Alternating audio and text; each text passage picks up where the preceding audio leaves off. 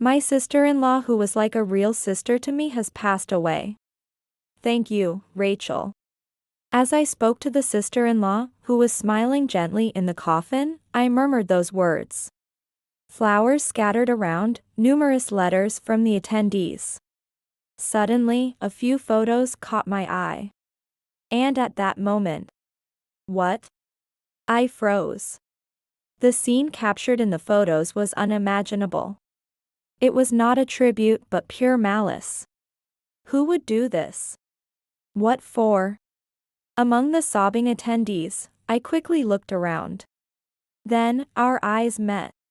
A person, arms crossed, smirking. At that moment, a certain phrase from my sister-in-law came back to me. If something happens to me. Before I knew it, I had run out of the funeral home. Let's go back a bit in time. I am a 33-year-old housewife, living in a suburban rental apartment with my husband Scott, whom I married 5 years ago. We don't have children. Scott and I both like children and have been hoping to have them. But I have never been pregnant. We even went to the hospital to consult about it. But there was nothing particularly wrong with either of us. So, we are currently just waiting to naturally conceive.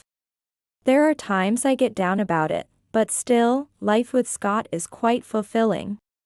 Being with gentle and kind Scott is comforting. And doing housework for him is a joy of being a housewife. On weekends, we go shopping together or travel. Just doing so makes me feel good, but there's another reason that makes me feel that way. That is the presence of Scott's sister, Rachel. She is 2 years older than me and has been friendly with me since the beginning of my marriage. This is because Rachel and I share the same hobby. We both like meticulous work, especially making accessories and embroidering small items. I enjoy this hobby in between household chores, and Rachel does it in between work. Rachel is more skilled in crafts than I am, and she advises me willingly whenever I have a question. She also shares dinner with me and has given me unused brand bags. She really treats me well. Moreover, Rachel is actively involved in volunteer work and goes out to help others whenever she finds time. I think of her as my real sister and respect her. Hi, Rachel. It's been a while. I brought the parts for the accessories we said we'd make today. Thank you, Alyssa. Thank you for bringing them. I ran out of time to go buy them because I was at the hospital. After inviting me into her living room, Rachel said that apologetically. Shell has a chronic illness. It's not usually noticeable in her daily life. But thanks to regular medical exams and medication, she manages it. I said, don't worry about it, and spread the parts on the table. The accessory we were making that day was going to be very special for her. After all, it was for her wedding. A tiara adorned with plenty of pearls and beads. She had shown me the design, and it was already beautiful at that stage. I can't wait to see the actual piece. Rachel now has a fiancé, and they are planning to get married in about 6 months. I had met him before. And he was quite a handsome man and an elite graduate from a prestigious university. Yet he does not boast about it. He is humble and gentlemanly. I think he is very well suited for the virtuous Rachel. As we excitedly proceeded with our task, the intercom rang, announcing a visitor. Rachel quickly got up and said, "Just a minute," peering into the intercom monitor. Then, Rachel let out a disgusted, "Oh no," and reluctantly headed to the front door. I thought maybe a salesman had come, so I continued working. After a while, I heard footsteps in the hallway. When the living room door opened, there stood my father-in-law. "Ah, isn't that Alyssa? It's been a long time. It's nice of you, being a daughter-in-law and not showing your face." As soon as he saw me, my father-in-law furrowed his brow and made a sarcastic comment. Dad, what are you doing here? Don't tell me you've come to ask for money again? I'm not lending you any more. And neither will Scott. He must have come up on his own. Rachel quickly returned to the living room after him and sharply snapped. Scott and I have met his parents, who were living nearby, only a few times since we got married. It's virtually a state of estrangement. Because they are greedy and spendthrifts, constantly pestering their own children for money. It's cold of you, not helping your own family. You're marrying an elite corporate worker, right? Then you could lend us a little money, right? Oh, that's right. Alyssa. My father-in-law spoke to me in a coaxing tone. You'll lend us some money, right? I don't know when I can return it, but that's okay, right? Because you're the daughter-in-law. Do your duty. Oh, well, that's... Caught off guard by the sudden demand, I fumbled for words, but Rachel quickly intervened. Stop it. Don't bother Alyssa with this. Now, please leave right away.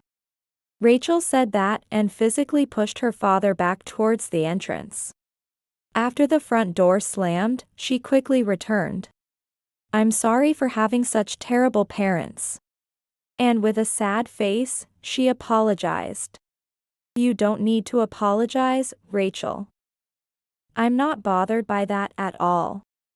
Come on, let's continue with our work, shall we? When I said this cheerfully, a smile finally returned to her face. Having such helpless parents can be tough on their children. Despite such issues, the tiara for Rachel was gradually nearing completion. Just one more step to go. But that was never to be fulfilled. Because suddenly, Rachel passed away.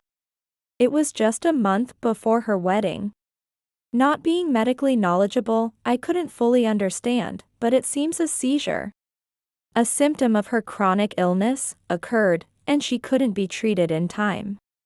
Usually, a seizure would calm down with her medication, but this time, she apparently didn't have her usual medicine with her. When I was told of her death, I couldn't quite mourn. It was all too sudden, and I couldn't quite grasp the situation.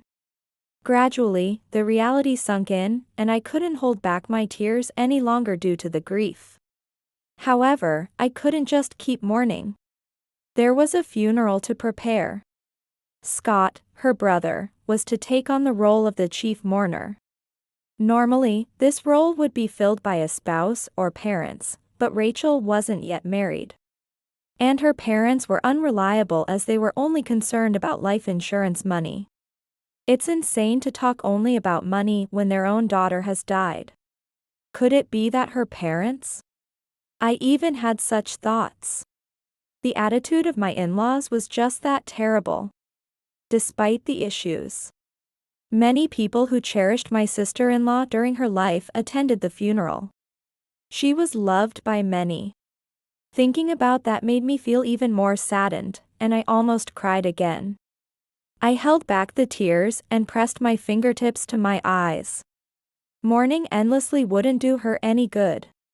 As I thought this, her fiancé, with his eyes red, approached me. Alyssa, it's been a while. I never thought we'd be having a funeral instead of a wedding. He looked utterly worn out. It's truly unfortunate. It might not be easy, but don't get too down. Please at least make sure to eat well and get enough sleep.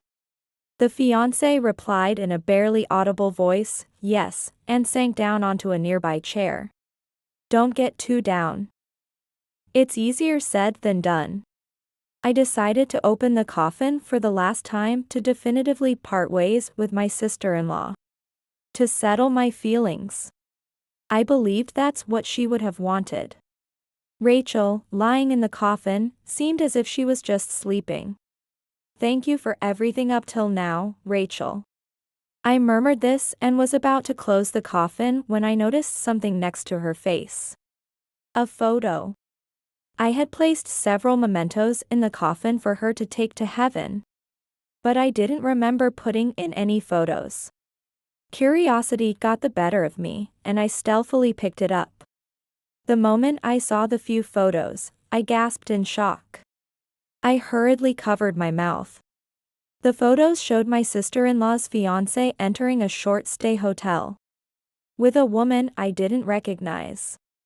Questions raced through my mind. Who put these here? What for?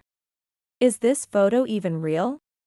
As I harbored these doubts, I surreptitiously glanced at her fiancé.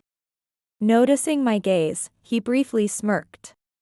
His earlier worn-out expression was replaced by a disgusting smile. His eyes were on what I held in my hand. Realizing his expression, it dawned on me. Rake's fiancé had put the photos in the coffin. Probably to destroy the evidence with her. Or as a spiteful act towards her or anyone who found them. What is this? What are you intending? I couldn't help but confront him. You found them. Well, you see it for what it is. That woman said she liked handicrafts, so I thought she was docile, but it was far from it. She dared to defy me, an elite, good-looking guy. Of course, I'd go for a younger, more obedient girl. At those words, I felt my blood run cold. You can't mean, she became a nuisance to you. Why do you think she didn't have her medicine just when she had a seizure? With that, he smiled brightly. I was so frightened that I inadvertently cried out. Oh no. People around us gathered, startled. This man, I pointed at Rachel's fiancé, my finger trembling uncontrollably. What's wrong, Alyssa? Are you tired? I drove here today, so let me take you home.